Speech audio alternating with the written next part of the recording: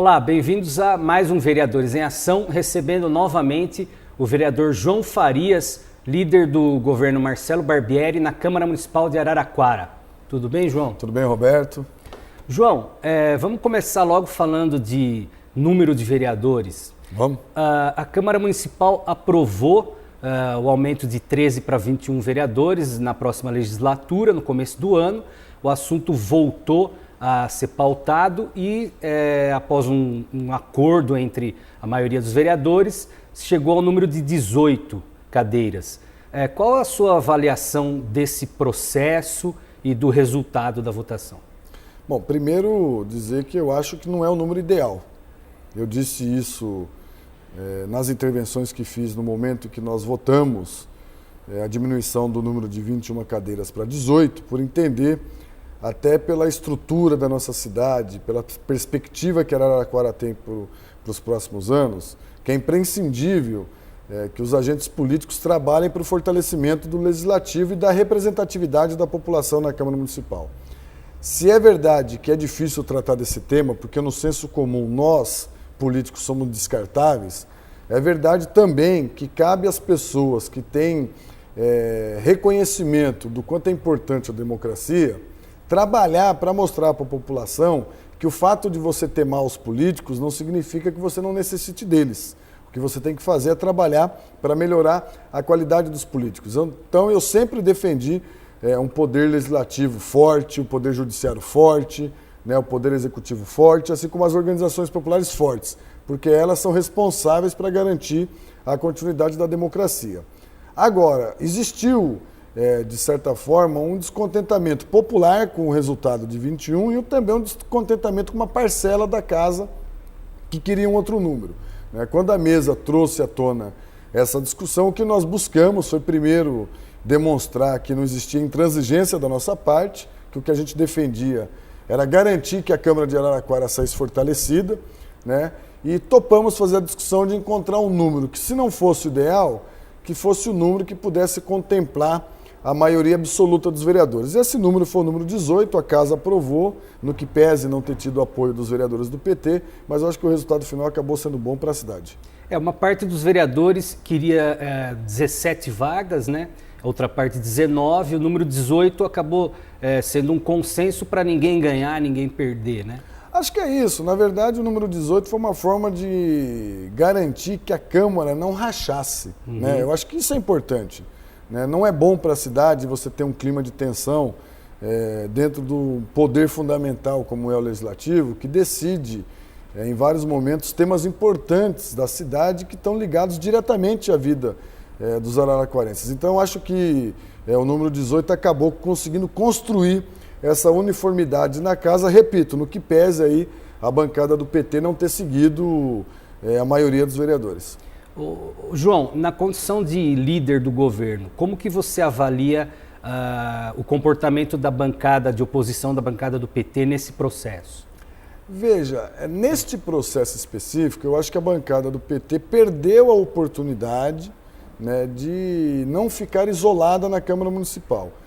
Perderam a oportunidade de poder ter construído com outros vereadores uma proposta que avançasse no sentido de garantir, inclusive, questões fundamentais defendidas pela própria bancada do PT, que nós vamos fazer, que é a mini-reforma, criando o colégio de líderes, estabelecendo reuniões permanentes das comissões, demonstrando, inclusive, de que os vereadores querem dar um salto maior de qualidade nas ações do Legislativo. E o PT poderia ter sido, nesse processo, um dos grandes patrocinadores dessa reforma. Não será porque não foi capaz de entender de que na vida nem sempre só se marca a posição. A época e o período de só se marcar a oposição no Brasil passou. Agora é fundamental aprender a compor. E composição significa, acima de tudo, você ceder. Não se compõe quando você quer fazer prevalecer a sua vontade. Acho que foi uma oportunidade ímpar que vai marcar a história da Câmara e vai marcar a história da bancada do PT aqui na casa. João, o prazo final para definir o número de vereadores é final de setembro, Você acha possível que esse assunto seja rediscutido ainda e quais seriam as consequências disso? Eu aprendi que no Brasil, e especialmente em Araraquara, tudo é possível. Então, Eu não descarto nenhuma possibilidade, nem o retorno dos 13, quanto menos a possibilidade de 21. Tudo é possível na política, ainda mais quando você tem um sistema tão frágil como é o nosso, com decisões como a que foi do TSE em 2004, que baixou uma norma às vésperas da eleição, diminuindo o número de cadeiras em todo o Brasil. E depois o Congresso mudando novamente, só que remetendo para as câmaras a responsabilidade de restabelecer o número ideal. Então, como no Brasil a gente vê esse tipo de aberração, infelizmente é possível que mude sim. Seria um desgaste para a Câmara diante da opinião pública? Eu acho que, na verdade, é um desgaste para a sociedade como um todo, né? Porque isso fragiliza as instituições. Nós temos que pensar mecanismos que a gente possa deixar claro para a população brasileira quais são, de fato, né, as regras estabelecidas para você, por exemplo, saber qual vai ser o jogo eleitoral, né, como vai se constituir os legislativos no país, seja ele Câmara Municipal, Câmara dos Deputados, Senado. Isso é muito ruim. Né? Nós estamos aí num processo de discussão de uma reforma política que continua só na discussão, e tudo indica, né, que muito pouco, mas praticamente nada, vai ser alterado para as eleições de 2012. Acho que quem perde com isso é a sociedade como um todo. Você acha que a rediscussão ou não do número de vereadores depende dessa reforma política, da discussão, por exemplo, das coligações que está em pauta no Congresso? Eu acho que deveria depender, Roberto, mas o fato é que não está ocorrendo. Várias cidades já estão decidindo os seus números, independente do resultado de Brasília. Isso mostra, inclusive, a falta de esperança nossa de que, de fato, a reforma política em Brasília seja séria. Ela tudo caminha, inclusive, para ser mais uma promessa, como é a reforma tributária e tantas outras que são necessárias acontecer no país. Ô João, mudando de assunto, a gente está com uma greve dos servidores municipais há mais de 20 dias. Como que você avalia esse movimento e o comportamento do governo municipal em relação a essa nova greve?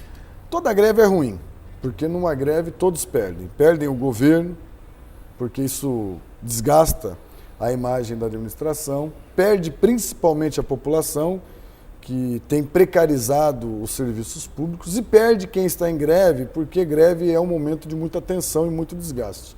Acho que foi um grande erro da categoria ter convocado a greve sem antes esgotar as possibilidades de negociação com a administração, e vem sendo um grande erro insistir com uma greve que não pegou, que não colou. E está claro pelo número de servidores que estão trabalhando. Eu espero que o impasse seja resolvido o mais breve possível, que o tribunal julgue a greve e que os servidores entendam que este governo, por mais que possa ter problemas no que diz respeito ao tratamento com o funcionalismo, historicamente e numericamente, com dados concretos, ainda assim tem uma relação muito melhor com o funcionalismo do que teve governos anteriores. João, de forma geral, como que você avalia hoje o governo do prefeito Marcelo? Não poderia ser diferente, afinal sou líder do governo do prefeito Marcelo. Acho que é um governo positivo, que vem evoluindo em áreas fundamentais, como a área da saúde. Haja visto que nós acabamos de inaugurar a UPA na Vila Xavier, que vem sendo muito elogiado pela população.